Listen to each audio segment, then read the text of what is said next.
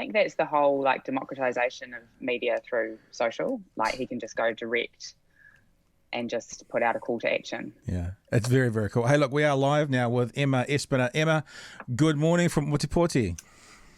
Kia ora, from Tamaki Makaurau. Almost at the other ends of the country. We just needed to go Invercargill to Kaitaia, and that would be about as far. So we're close to that. Yeah. We're not quite there. Hey, we're live streaming, and people have jumped in on the middle of a conversation. So let me just do this super quick. We might as well start with this. We don't really have a plan or an action on where to go necessarily, but I caught the Dave Chappelle clip this morning, and I love Dave. I love him as a commentator as much as a comedian. You know, there's this whole thing about the only person in medieval times that could tell the king the truth without fear of their head being cut off was the jester. And it feels like there are a few out there. Dave Chappelle is one of them at the moment who is doing some of those truths.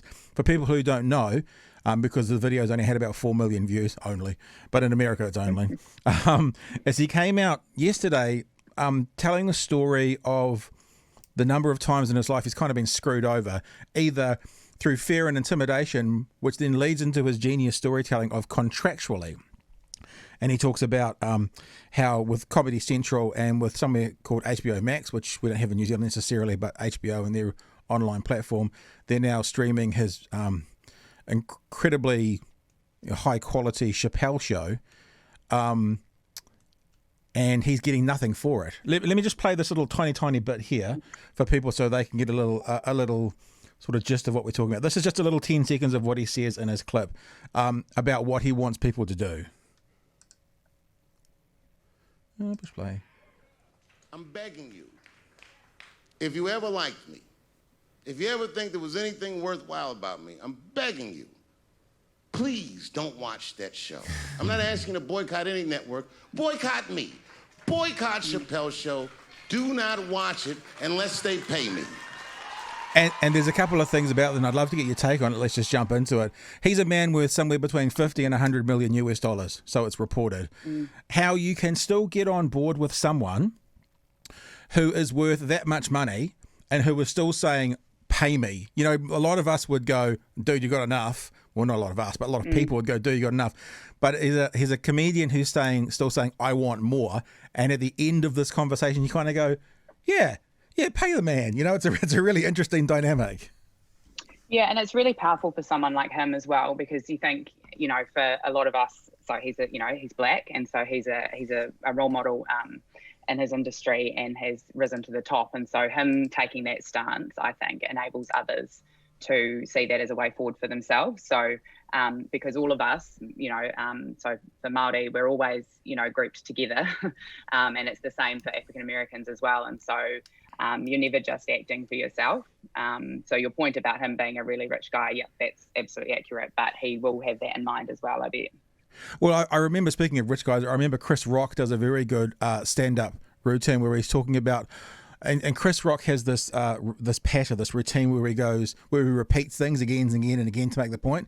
And he goes, I'm not talking about rich, I'm talking about wealth. And the point he makes is, you know, Shaquille O'Neal is rich. The guy that signs his check, that's the wealthy person. And although we look at some of these... I love that. Although we look at some of these people, you know, African-American, Caucasian, Hispanic, whatever in America, and we say they're rich, it's like actually the wealthy people are, you know, primarily all those white male individuals that are signing the African-American guys' checks. So even though we think 50 million is a lot, it's like, where is that money coming from, and who is the ones who are actually in charge of the wealth rather than the money? Yeah, and that's like anything, like politics, like journalism, you follow the money, right? And so when I'm really interested in that, when we talk about representation, so, you know, like we're receiving plaudits for having the most diverse cabinet at the moment, and, you know, a lot of representation of Māori and Pacific and gay and lesbian, everything. But I think you still need to scrutinise who's making decisions, who are the chiefs of the public sector agency, who's, you know, in the top 50, you know, most wealthy business people, you know, like all of that stuff isn't shifting as much. And so you've got to be really careful that representation isn't decorative. Yeah, there's no, I mean, South Park do it so well with a character literally called Token, that there's not just token people in amongst the decision makers. I sense that you like the opportunity that comedians have to comment on social issues. Do you know, I think that, like I said at the start, it's this, and that quote that I just said about the medieval and the Jester and the King came from Al Gore talking to Jon Stewart in The Daily Show. And look, if people say, what podcast do you listen to? And they talk about all their, highfalutin academic podcasts from various, and I'm like, I like Bert Kreischer and Tom Segura, Two Bears, One Cave, I like, and all these real silly, but people like, Dave's different though. People like Dave Chappelle, they tell the story of a community that has some very dark parts to it and very difficult things to tell.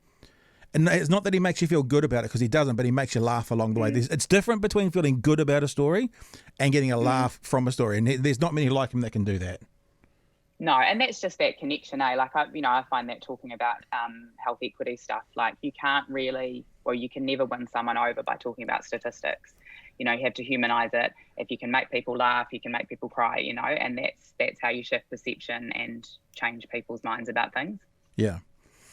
And also with that video he put out yesterday, if we take away like the dollar figures and that sort of thing, we talk about we use the word equity, the equity of it, that a young comedian who made a product for a company was told by another company, he was told by a group called HBO Max, why would we need you? And HBO Max is now streaming his show, the show that he pitched to them. If you take away all he's worth so much money, you just go, young black comedian, didn't really understand, or young comedian, but in this case, young black comedian, didn't really understand the contract, had to have other people to explain the contract to him. They told him it was a good contract. Later on, they are selling his product, his creative art, and he's getting not a cut from it. That by itself, forget the dollar figures, you kind of go, yeah, that doesn't seem very fair. No, and I mean, I guess we wouldn't see that as much in New Zealand because the stakes are a lot smaller here. But I'm sure that goes on as well for vulnerable people in any industry. Well, I think the industry that he's in, and I guess on some levels that you and I float around in. I mean, he's more sort of up the front comedy entertainment, but the whole entertainment industry. I remember talking to I could probably say this because it was not said in a negative way, but Jeremy Corbett about 7 Days, and I was really excited because I used to work with Jeremy and Paul at More FM, and I was like, oh, it's great, and I can't remember how I asked the question, but it was like, you guys came up with this idea and this concept in the games, obviously based on some international similarities as well. And I said, oh, now you own it. And he's like, well, no, TV3 owns it. And look, I'm not saying that that's a bad thing. And to make it very clear, I'm not pitching a hard case thing like he's in a bad way or anything. And he wasn't pitching it like it was a bad thing. But there is still that thing within this medium and this industry of ownership going to not the creatives, but to the people who have the platform. Yeah, I mean, but no one tells you, do they? That you need to get out there and make sure every idea you pitch, because you never know what's going to come off either. Like, it's so precarious. I remember seeing Bailey Mackey. Do you know him?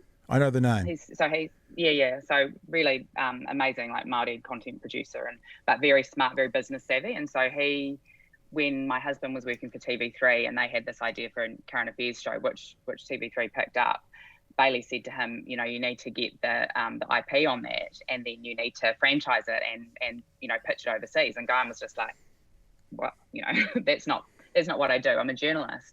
But you have to be thinking like that if you want to have that sustainability of your idea or would make any money of it. Yeah, I think you talked about, you didn't use this phrase, but the dollar value in New Zealand is not quite the same thing. But also because of the audience in New Zealand, we don't have maybe the same capacity. I remember, and I had Robbie Nichol on the other day, and we were talking about this exact thing because he's got white men behind the desk, which I think is his and he owns, but he's made no money on. And then he's got the Citizen's Handbook he does with RNZ. And again, there's no complaints here. I'm just saying this is part of the model that he's been paid for and made some money on, as a salary type thing, because RNZ has access to NZ funding. And because we're a smaller country with a smaller market, it's harder to get that IP, own it yourself, and then monetize. Like when I was working on ZB doing the crapper shift in the world of the mid-dawns, I had a bigger per capita audience than Bill O'Reilly had doing his show on Fox News. Yeah. But it's nothing in New Zealand at 100,000. I mean, it's still a lot of people, but it doesn't seem to have the ability to then, well, at that stage, to then monetize something that size. I mean, it's probably different now. If a podcast in New Zealand had 100,000, downloads every week, whatever, you'd easily monetize that. So maybe we're in the sands are shifting slightly at the moment. Yeah, it's definitely a transition. But then if I think about, we made a podcast with that, platinum fund that RNZ had, that kind of Claire Curran set up, and then that shit hit the fan when she had a cup of tea or didn't have a cup of tea with Carol Hirschfeld, and everyone lost their jobs. And that fund, hasn't continued. But, writing the business cases for those, there's so many small production companies trying to make podcasts. And how do you know what your labor is worth? How do you know what to pitch for those sorts of things? Because it's so new. And so now when we look back at it, we think we should have put in twice what we put in. For the amount of work that it was involved putting a quality product to air. And so you learn, but it's such a burgeoning industry that, there's just, so much uncertainty, and people are getting paid different stuff all over the place. It is interesting in the media at the moment. I like you're a award-winning writer, opinion writer for Newsroom. Newsroom and I guess places like the Spin-Off and stuff have kind of, I don't know, would call them sort of mainstream now, but they've started outside the mainstream with a new idea of doing things for themselves, and it seems to be working, seems to be financially viable. Yeah, I think, I'm not privy to Newsroom's accounts, but I know the first couple of years were pretty hairy, just in terms of having that, you had 12 months worth of funding, and then what happens next. And that's that. It's a really interesting discussion. A lot of our friends are journalists, and old school journalists. So, you don't take money from anyone. You just, no fair or favour. You kind of, everything's objective. And so the idea of having partners that would pay money, so Newsroom and Spin-Off both have a bunch of commercial partners that they pay, and so the impact that has on the stories that you're able to tell, are there things that you can't go after because they're your sponsor? That's an interesting dynamic that we're kind of working around. And the Herald's doing it as well with, their partner content kind of, I can't remember what they called it, they dressed it up as, but when you see something that's actually an ad, but it's kind of disguised as a news story. Digital, what do they call that? Native advertising is what they used to call that. Yeah. Which, as an Indigenous person, I take offence to. But unless you are a genuine public broadcaster, i.e. no money from the external sources at all, you're always going to come across it. I remember working on ZB and talking about in-ceiling ventilation systems. And I had a system which was an Auckland only one. It wasn't HRV or DVS. It was one of their competitors. And I remember talking about that on air and just basically saying, I'm not putting this out as the best. I'm sure they're all similar, but the one I've got is XYZ. And one of the other companies that was paying for advertising on ZB phoned the bosses here and complained that they'd lost a sale. And what happened? What was the outcome? The outcome was nothing. Because I was quite careful that I said on air, I'm not telling you that this is the best. And I said very clearly, they all work the same. And my example for the one I used to have was something like, it's like a car. They all get from point A to point B. They all do the same thing. But in my opinion, the one I've got is a BMW, and the other ones are like Corollas, driving Corollas. Do the same thing. So I made it very clear I wasn't saying don't buy, but they lost sales because of it, and then they complained to my bosses. And I guess, not luckily, I think smartly, because I'd couched it in that way, there was no repercussions. Like my bosses went and listened back to what I'd said. But there were still complaints. And that even wasn't from like a partner. That was just someone who pays for radio advertising. So if you've got an actual partner, God knows how much influence that could have. Or, if you've got a contract with $100,000 or something with a partner, and you're not going to want to rock that boat. So unless you are a genuine, and I'm not talking TVNZ because they have advertisers, probably RNZ's the only one. A genuine public broadcaster, you're always going to have those you're always going to have the potential of those conflicts. Yeah, no, it's really important. And I think, but then it's interesting, you talk about, like, when you said before about, what the kind of elite podcasts, the sort of intellectual stuff and that people like to say that they're listening to and all that sort of thing. And I was, we were in the car the other day, and I flicked the radio on, and because my husband likes to listen to, commercial radio. So and I could tell immediately that it was not RNZ, because the presenters sound like Kiwis. Right. So the presenters just talk like normal, like we are, and then I switched back to RNZ, and it was, these kind of like rounded vowels, and you know, that kind of very British BBC kind of thing coming through. And it's just a really interesting thing to observe, because I think public broadcasting can get a bit, you know, can kind of sneer at commercial broadcasting without accepting that there are actually some things that commercial broadcasting does better, which is sometimes represent us as us better than you know, RNZ, for instance. Yeah, and I think that's right. And I remember way back in the 1990s, when I started working in radio for More FM Auckland, I had a guy called Brent Harbour, who's a bit of a legend in the radio broadcasting world when it comes to kind of commercial radio. He was a guy who sort of came under and brought me up, and one of the first things he said was, don't put on a voice, because if you put on a voice and try and sound a certain way, by the end of the shift, your voice will be fucked. Your throat will be sore and stuff. And he said to me, and I remember this like it was yesterday, B, you don't sound like the person living next door. So this is really important in commercial radio, that actually, and this would have been 98, 99, you know, and it's like this. Oh, so that's intentional. That's a thing. Well, I think as much as the BBC thing is a thing. Yeah, well, I that was what he taught me. I mean, I don't know if that's a thing. I was like, the other thing is I never went through broadcasting degrees. I was like the last. They talk about at More FM. They talk about, I think it's 2XS or something in Manawatu somewhere, and they talk about the tunnel that started there and that went up to Auckland, and that people were the last to get into the tunnel before it was shut. I feel like I was the last from a group of people to not go through broadcasting school to then get into broadcasting. Behind me, the door was shut, and now everyone's technically trained how to do it. I wasn't. I came out of... What did you do? Did you just turn up? I trained to be the world's worst primary school teacher, and when I left primary school teaching, the IQ of the education system went up significantly. But what I did always love was performing in drama, and you know, I was working with Theatre Sports Auckland and doing some bits and bobs. So I went back to university to do a postgraduate study in drama, with the idea to go back to secondary school and be a drama teacher. And whilst I was doing that, I needed work, and I went to Juice TV. And I went to Juice TV. I had a friend who worked there, and they said they were looking for some presenters. Went there, got a gig working like Friday and Saturday night on Juice TV.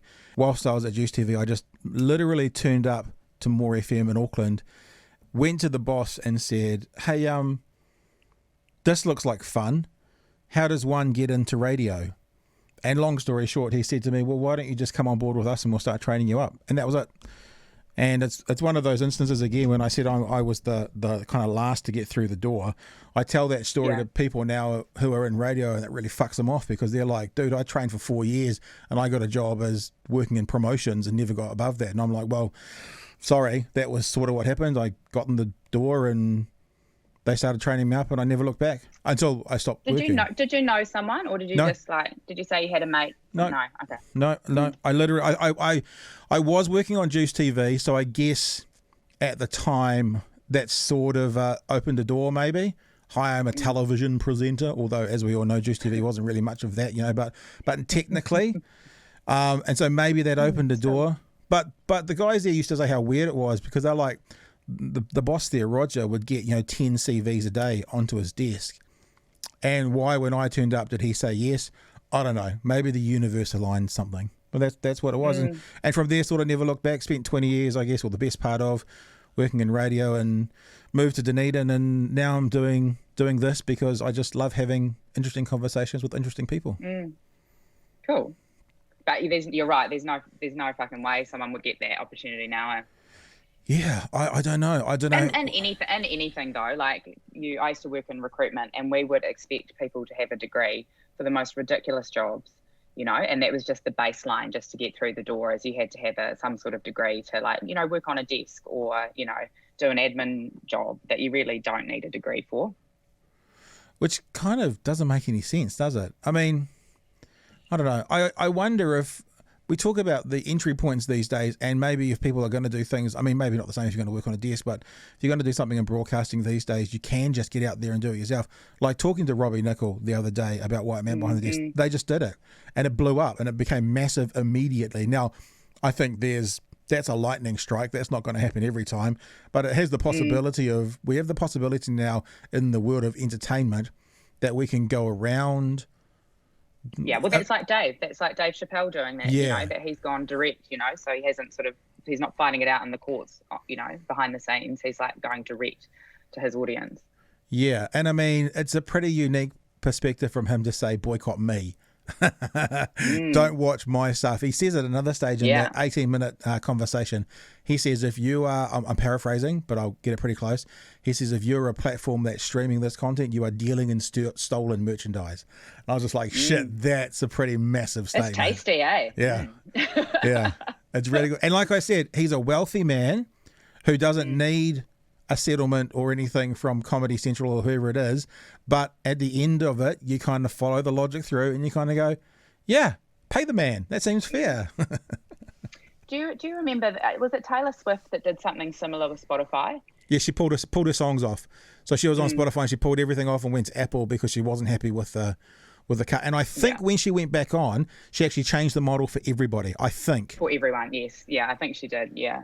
So that's hopefully Dave can have that kind of impact as well. Well, that's the thing, eh? You got to be the biggest. When the biggest does it, that does something. I mean, I remember watching Kanye West talking to Charlemagne the God about his Yeezys being $1,700, and Charlemagne the God was like, "Why the fuck are you doing this?" You know, it's like this. The people who don't know, Charlemagne the God is like one of the most respected, highest profile, you know, I guess black broadcasters within commercial radio in America, especially around breakfast. Very much. Not the Emperor Charlemagne. No. In case people are confused. And he basically just challenged Kanye right there and there, saying, dude, we used to love you for your music and that's all. You know, actually the shoes and the $120 t-shirts, they don't mean anything. We love you for your music. Why are you doing this? It was a really interesting, because then he was actually kind of hitting someone at the top saying, you need to come back to the people. It was a really interesting dynamic from what they were questioning him on. And then I think he went and made friends with... too far gone. I think then he went and made friends with Donald Trump, so that was probably the end of it anyway. Just like all over. Hey, the podcast you were talking about before, that's the Getting Better podcast, yeah? Yes, yeah, that's us, yeah. And that talks about health, Māori health, and the equity that needs to be within there. Is that right?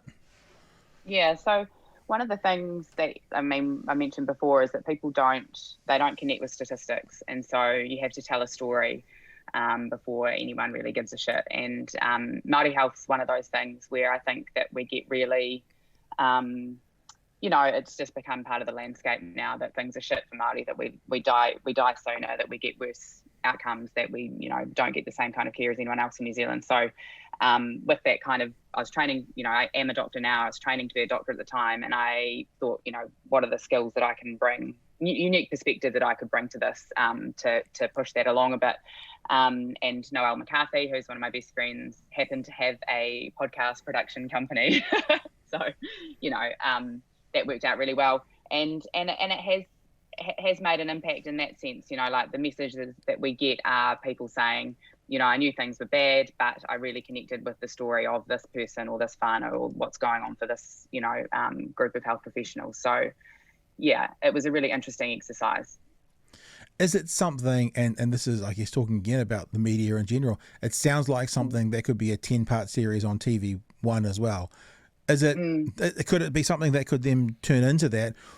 I guess what I'm thinking is there's twofold. There's this production you need to put into it to turn something into a TV show, and there's the 2 microphones that you need to have a podcast, which is fantastic, which is that entry point being easier. Is it something that you're going to continue on with, that you're going to keep talking about in other ways? So I think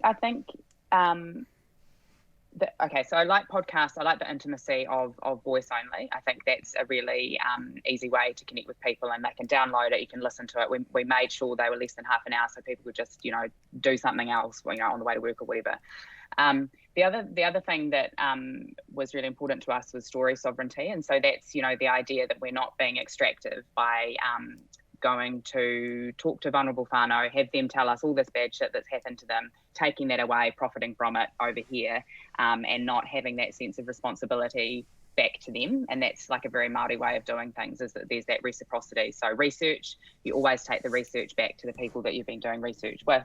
You know, it's always about what's going to benefit the collective, what's good for the community. So when I think about, I mean, you could definitely make a TV series about it. It's not something that I'm particularly interested in doing. I think there are some amazing people who tell stories for television. And I think, people like Mahinarangi Forbes, with Annabelle Lee Mather, Miriama Kamor, there's some really cool people doing that kind of thing, but it's not my skill set. And I think I would be worried about being sucked into the production side and making something sort of shiny for TV. Whereas with podcasting, because it's a bit more rough and ready, and like we say, it's kind of evolving, that there was a lot more control that we could have over how the story got told and how it got put out. So and where it went. So I think, with television, it would definitely make a great series, but I would be worried about losing control, because you got to have so many more people in the room when you're doing TV. Yeah. And also, I guess when you then use the platform of RNZ, then you've got a big audience anyway to hear it. So then you've got that objective ticked off.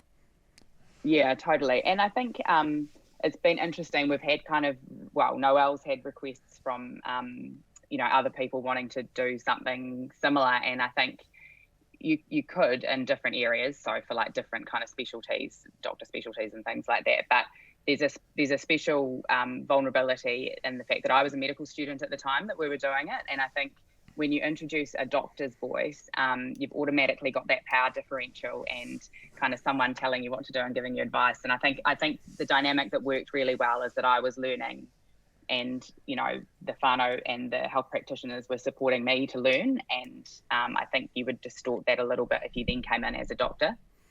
So is that I think about you when I hear your name, I primarily think broadcaster.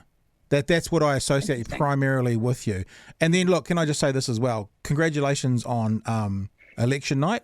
Fucking amazing. It was a great night, and the commentary you and the team added was really, really good. It was I enjoyed it, sitting back watching it. And I was joking with someone the other day about how it seems that when we did our election night, it was over by about 8:30, but you guys managed to keep the information coming and keep us in. Well, that's the beauty of having broadcasters like John and Hillary. I think that they can create an environment where your commentators who come on, who don't do TV all the time, are comfortable, and it looks like it's fun. You just have to be good company, eh? Yeah. But I was going to say to you, with your studies through to being a doctor, through writing, through broadcasting, what's on your business card? What are you today? How do you describe yourself as what you do? Fuck, it's absolutely impossible to explain to anyone. So I think I was invited to this thing by accident, but I was at this Māori economic forum over the last couple of days that the council was holding. And it was like a COVID response thing, wanting to see what Māori businesses were up to. And of all the things on my business card, business person is not one of them. But I thought I'd just go along for a nosy, because I like to know what people are doing. And the amount of times people said, "Oh, so what is it that you do?" And do we have 2 hours? I do. There's no condensed version of it. But that's kind of interesting, because I'm moving into, I've got my first junior doctor job starting in January. So I'm starting at Middlemore as a house officer. And from what I've seen, I'm not going to have any time to do anything else. So it will all just condense down to doctor for the next few years. Nice. So the CV or the business card, if someone meets you in a cafe, June of next year, I'm a junior doctor, or I'm a doctor. That's the... Yeah. Is there a part of you which kind of, because I know for me, one of the things I like about having many hats is if you want it to, you can make your timetable a bit freer if you've got things on. Is there any part of you moving into that role of your life which is like, oh shit, a real job coming up? No, totally. And that's why, so we had the option of starting next week, so at the end of November or January. And a lot of my colleagues are starting in November because they financial reasons that they have to. But for me, I was like, fuck, this is the last free time I'm going to have for the next 10 years. Specialist training will take at least 10 years. Wow. And so that is a consideration. And I'm not sure about that, because when I think about the things that I'm nourished by, it is being in lots of different spaces. Being around lots of different and interesting people, and so I'm just going to be doing one job, and so it'll be interesting to see if that suits me. You might be the next Sanjay Gupta, but the New Zealand version of it, from New Zealand, and I love him. Be a medical commentator all over the world as well. Hey, you said something really interesting, and I'd like your take on this. You spoke about, and I wrote it down as you said it. You're talking about the podcast, and talking about the way you were handling the information as a very Māori way of doing things. As you can see by the ridiculous ginger coming out of my pores, I literally have Celtic blood leaking out of me. You know, I describe myself as I'm almost so white, I'm pale blue, you know. But for the general population, and I used to have conversations on ZB all the time, as what kind of felt like I was kind of the token lefty. That's what it felt like to me, at least, anyway. What can you explain to us who aren't Māori as what we need to know about the Māori way of doing things? And let me just preface that with one thing. Sorry, I know I'm terrible because I asked 7 questions at the same time. My position is this. I always say, even though I'm of Irish ancestry, Irish and probably English, but my kind of thinking about my dad's as being New Zealand because they were here since like the 1860s or something. But, you know, Irish and Kiwi, half Irish, half Kiwi sort of thing. I still consider for me the Māori story to be a part of my story. It's not part of my blood, but it's part of my story. Because if this is my country and I'm part of this country and I'm part of this land, then the Māori story is my story as well. Although I'm not ethnically or bloodline attached to the Māori story. So that's how I've always kind of got through life, thinking about how important the Māori story is to me. But it's not, I'm not, you know, it's not a whakapapa, it's not a bloodline to me. So for those of us who aren't in there, what do we need to know when we hear things like a very Māori way of doing things? What do we need to understand what that means? Oh, I love that. What a juicy question. Thanks. And I think, and it's really, what a nice characterization of how you feel as well about your identity, because so this is the thing that I love the most, and what I write about the most is like, what's the future for us as a bicultural nation, and what does it look like as a place for everyone? Because I think, you know, you need to leave space for everyone in the story. You know, that while we're asserting our tino rangatiratanga, we're also providing places for other people to have a role, and that's, you know, some people talk about being kangata tiriti, you know, like that's your kind of identity in that treaty relationship. But it's interesting you talk about the Celtic stuff. So on mum's side, we're English and Irish and Scottish, so we've got that whole mix, and the similarity between some of the rituals, especially around death. So very similar in terms of the Irish side. You know, we have the body at home that people come and visit, and you have it for a couple of days, and then you have a big party at the end. You know, that's not dissimilar to a tangi. And yeah, I love those points of connection, but then also I love celebrating the differences, because it's just more interesting. Like, you know, what really fucks me off is, this is a wild tangent, but when politicians and Māori politicians are anti-immigrant, because I love the richness of all the stories that we have in New Zealand, and it makes us so much more interesting as a people. And I'm thinking about New Zealand first here specifically. It's no secret that I'm pleased that they didn't get back in, because that sort of ugly, boring perspective of who we are is not the one. And it's not Māori, so that you know, our values, our core values, so manaakitanga, looking after people, that should be extended to everyone who comes into our country. But how to characterise the Māori way of doing things? So reciprocity is a big one. So and the knowledge that you impact more than just yourself with everything that you do, and I take that into everything really with me, as that's kind of what I see as a core principle. And that's, like I mentioned, research as an example. So for a long time, you know, Pākehā researchers would do research on Māori and go in and, you know, have a look at us, and then from the outside, and then try and analyse what they found without having any real understanding of us and our story. And so now, as researchers, you have to engage at the beginning. You have to understand what whānau want from that research. They have to kind of agree, have informed consent, and then, you know, you bring it back and you gift the knowledge back, and hopefully do something positive and tangible for the community. Now, that's a perfect picture of what research should look like, and it doesn't always happen that way. But that's kind of that. I think that gives you a picture that we're all connected, and just acknowledging all those points of connection. But the best example probably is, I took Noelle McCarthy into quite a scary situation for her. So we went to meet Māori psychiatrist Dai Kopua, who has this model of mental health that is doing really well for Māori. We went to Gisborne, and it was like an impromptu pōwhiri. So, you know, everyone was there. You walk in the door, it's quite intimidating. You don't know what to do. You know, you haven't had this kind of experience before. And Noelle was shitting herself. And I just sort of whispered to her, you know, just say, you know, where you're from and the fact that you have a daughter. And she said that, and everyone sort of smiled and got it. You know, it's just that always connecting in with the relationships between us. And so, you know, your little mihi at the top there about where you're from, that's how we roll, you know. Yeah, it's interesting.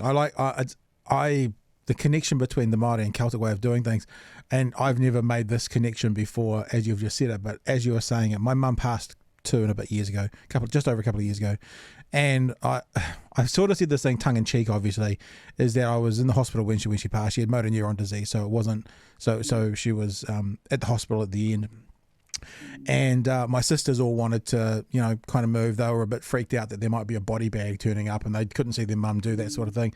But I had this sense, this kind of deep, innate sense that I couldn't leave the body. And the way I joke is it's the Māori in me coming out. But the way you've just kind of portrayed it, that there are similarities, maybe that was the Irish in me coming out, actually, because it was that item that I just didn't want. I didn't feel like she could be left alone. And actually, one of my, it sounds weird to say highlights, but what's a nicer way of saying that in highlights? More memorable times of that sort of week was the 90 minutes that I was in that room by myself with my mum after she had passed and before the funeral director turned up. I was in the lazy boy, and I was just chilling, had a little nap, and that's sort of what I did. And it was definitely a highlight of a shit time. Of a shit time, yeah. So it's and I think those are human things too. Like, so I mean, I'm not a religious person, but we you know, you connect in with those kind of deeper, more spiritual values, and I think our culture has, you know, our tikanga has structures around how you do that stuff. And so, you know, stay with the body. There's a time during tangihanga where you air your grievances, you say the good stuff, you get it all off your chest, but that ends, you know, and so there's kind of closure. There's an opportunity and everyone can do it, but then it's over, and then you return to the world of light. So it just kind of formalizes all that stuff that's actually just deeply human. Yeah. That's interesting. Hey, you also, as a part of your explanation there, talked about us being a bicultural country moving forward. I've often heard New Zealand described as a multicultural country based on a bicultural agreement. You talked about us being a bicultural country going forward. If that's a bicultural thing, does that mean Māori and everybody else? How do you describe that? How does that work? Well, that's where, like, tangata tiriti makes sense. It's kind of a good vehicle for that. So that's, you know, your treaty partners, and I've got like Asian New Zealand friends who identify in that way. So it's I think it's just recognizing that that's the foundation of our country and the principles that we want to base our interactions and the way that we run things. I don't think it excludes the many other cultures, you know, not just the English. It's not just Māori and English. So yeah. So because the treaty being a bicultural agreement kind of dictates we're a bicultural country. I think so. I think I like that. Well, what's the best way to characterize it? So we're undeniably an English country because all of our structures, so our system of government, the way that we do things, the language that we speak, all of that has come through through colonisation, and with that agreement as the foundation. And so then Māori is the other in that sense. And so it's more working towards having equality in that and having the things that were promised to us in the treaty.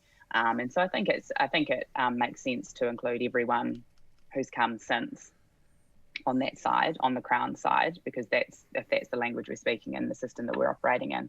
But I don't think that precludes us from being multicultural in ourselves. I think we can have both. Yeah. That's interesting. Interesting way to think about it. I always like being the dumbest person in the room. That's one of my favourite things anywhere. It's always good to... I feel like that's not true, but that's a nice little motif for you to have to... No, it's absolutely true. Nestle your way into these conversations. No, it's absolutely true. I always find it's easier to learn off people who are far smarter than you, and it's a good thing to have. Just asking the questions, one of the worst things, because I do a lot of writers' festivals, like mostly chairing sessions and things like that. And the absolute worst thing is when someone's question just is like a demonstration of their intelligence, and it just goes on and on and on and on, and then you're like, I don't even know what you're asking me. So no, it's a statement kind of couched with a pretend question, but it's actually them. Oh God, the worst. Yeah. Have you ever done the Dunedin Writers Festival? I'm just talking to the woman who's just taken over it now, actually, about doing a couple of sessions next year. Well, if you do, you'll have to come and see us when you're down here. Let's hang out. Yeah, I mean, I haven't really been back to Dunedin since I, when did I graduate? 2004. Right. And it was really different then. So, like Gardies was a thing, and we only went up to the Octagon if it was like a flash night out and we had money. Everything else was down the Castle Street end, the Bowler, Two Bears. Like, yeah, I don't know what Dunedin is like now. Well, they're all closing down or have closed down. All those outlets down that way. Don't actually know. I mean, I was going to say I don't know why. I guess because they closed down would be dictated by the idea that they weren't financially successful, or else they'd still be there. Yeah. But I guess that's the answer. Not drinking anymore. I don't know. I think Dunedin. I mean, I've only been here for approaching 6 years. 2014, into 2014. So, and I didn't study here. I had no real connection to Dunedin when we moved here. So I only know it from the past kind of 6 or 7 years, but it feels, when you talk about gentrification, you're normally talking about like a minority being pushed out by, a majority. And I don't think you can claim that of students being a minority, people group. But it feels like it's some version of gentrification perhaps to what it once was. There's definitely still Castle Street. There's definitely still that area. I don't know, maybe students have got more money now though. I live in Northeast Valley. Northeast Valley used to be definitely seen as sort of a student area as well. Not so much anymore. Although you'll appreciate this, and for people who don't know Dunedin, here's a lesson. You don't get urban sprawl here, because the property values are purely dictated on where the sun is. So one of the more expensive suburbs is called Waverley, which is on a hill. At the bottom of that hill is South Dunedin, which is like one of the cheapest suburbs. So like in places like Auckland and that, you've got, Remuera next to Oraki, next to St Heliers, and it kind of goes out. This is like having Remuera next to, I don't want to name a suburb in Auckland that's particularly less expensive because they're all expensive, but let's say next to rural Helensville. Helensville's lovely, but it's less expensive. But it's like having them juxtaposed right against, next to each other. And that's what it's on. So I live in Northeast Valley, on the side of the valley where there's sun. So this is seen as sort of families. A lot of academics from the university live here. Few students on this side, but the other side of the valley that loses the sun in the winter, that's kind of Studentville, lower income, and literally the same street. Other side of the valley, this side of the valley. That sounds very familiar. I don't remember ever being warm. No, I turn my heat pump on. I've got a big heat pump upstairs. It goes on in April and it goes off in November. And one thing when we moved down from Dunedin, that I said, moved down from Auckland, was I refused to be cold. So if I had to pay an extra $100 a month to run things in a certain way, I would, for power. It's miserable.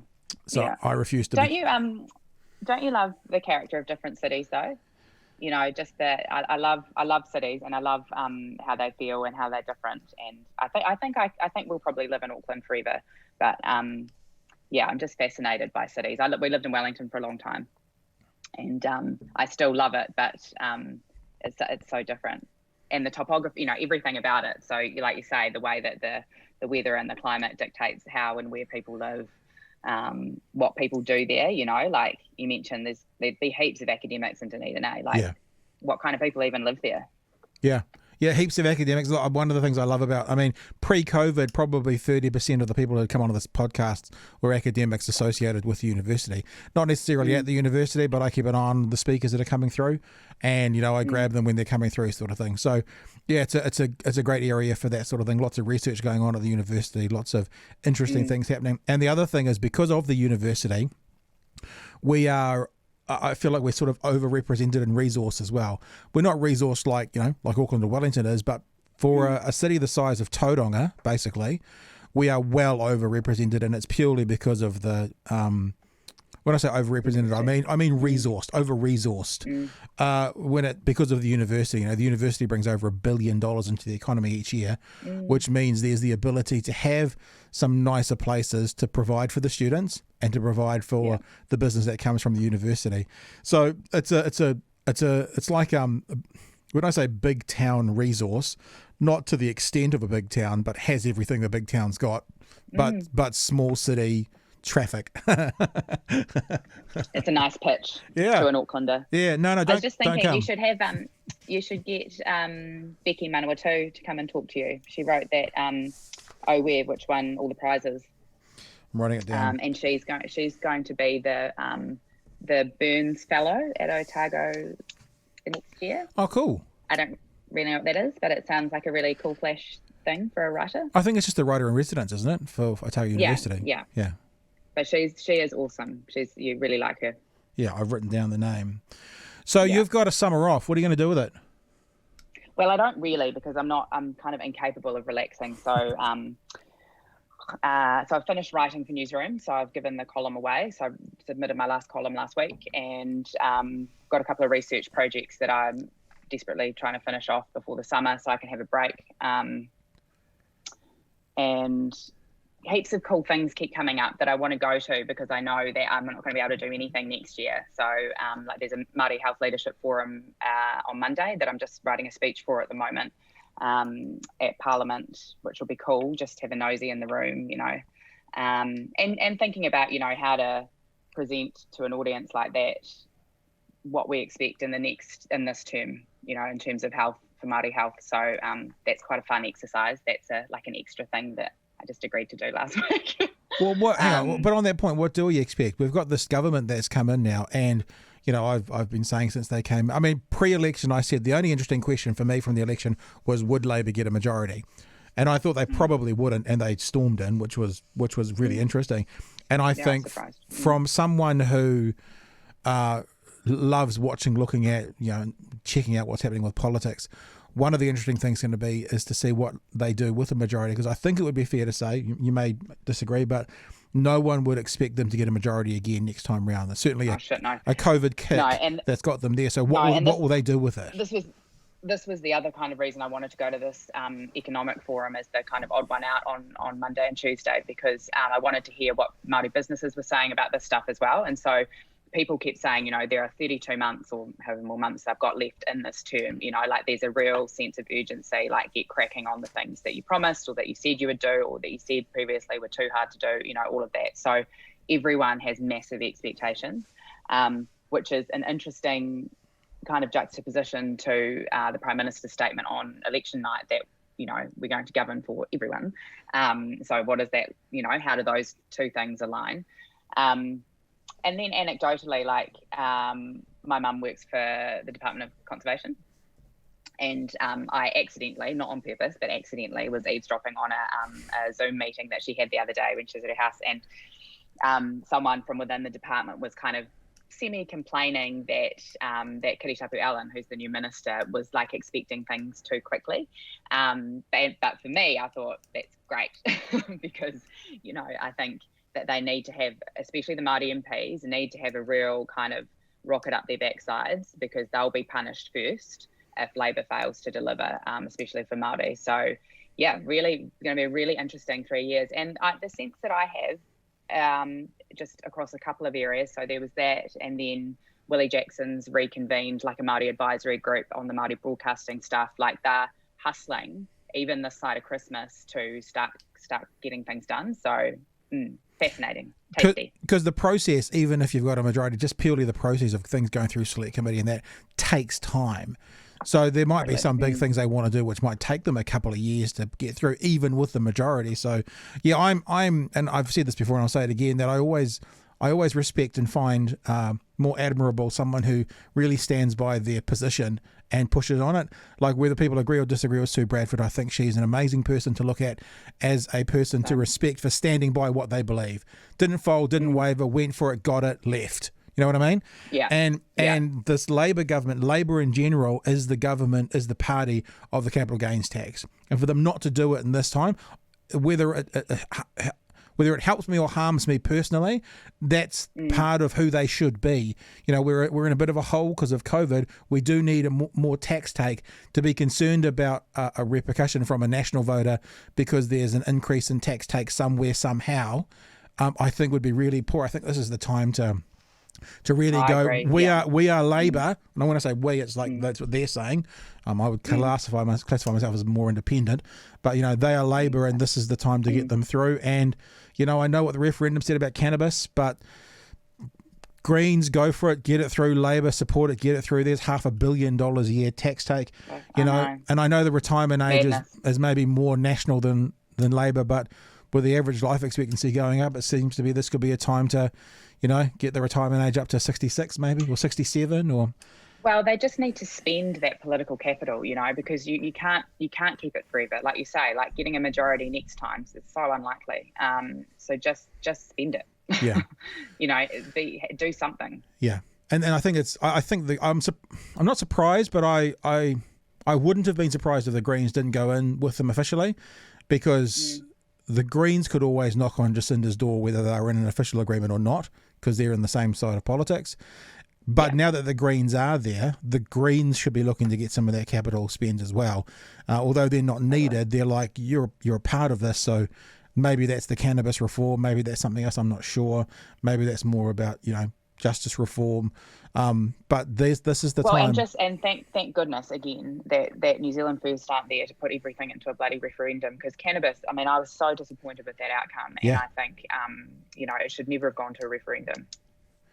Yeah, no, I agree. Although I do think if they were, I know hindsight's 2020, but perhaps what they could have done is what they did in California, which was going to legalizing medicinal marijuana first, and people needing I don't agree that they should have done that, but maybe that would have been more of an intermediary step, because obviously what California did was, you can buy it from a store if you've got a medical card, and then it went from there to fully legal. Maybe they could have looked at that. But... I mean, because the way that we've legalised it here, like it's for medicinal purposes, sounds so convoluted and so hard for people to access that even people that technically are allowed it are just going to the green fairies anyway, because it's easier than trying to get the legal stuff. Just madness, Yeah. And meanwhile, there's no action on alcohol-related harm. There's no interest really in acting on that. How are you going to survive next year when some big, massive, like on January? When do you start work? When do you start your job? What date? I think the 11th of January. Well, fuck, mate. 21st of January with the inauguration in America. It's going to be like an amazing story with Donald Trump still not even conceded not being at the inauguration, all the protests going on, and you're going to be, doing an 18-hour shift, not have the time to comment on it. I know. How are you going to manage that? So I'm going to write a book. So, no, that's easy. Easy, done. There it is. No, I want to spend.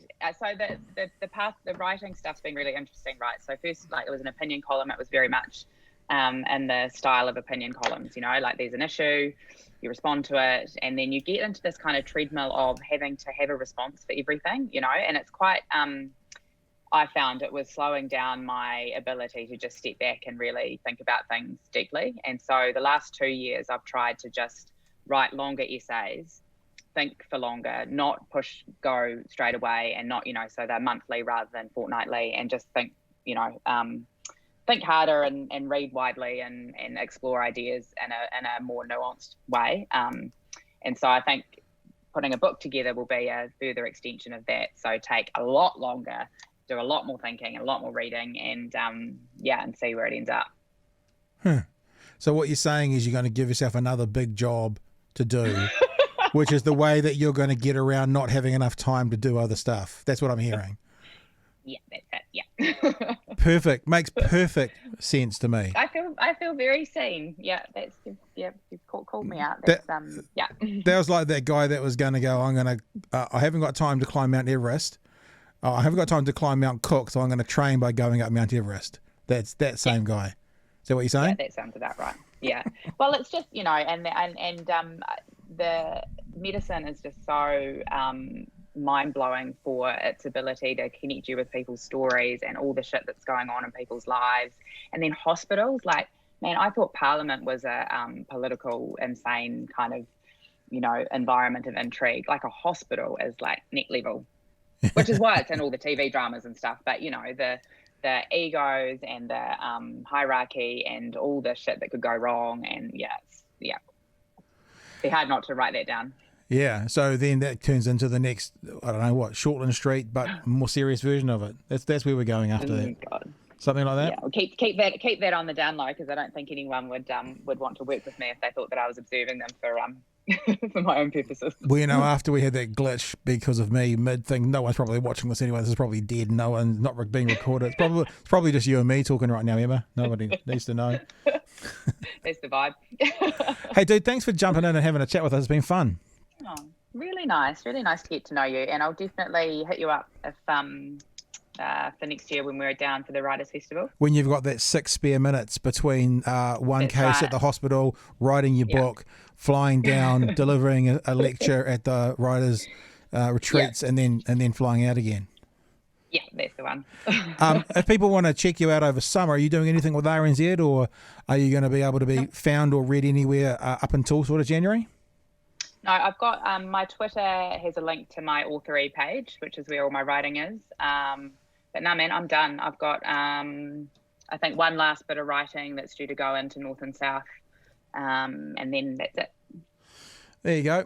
There is the Twitter that we're talking about. If people want to find you, just look up Emma Espiner on Twitter. Hey, look, thanks for joining in. It was fun.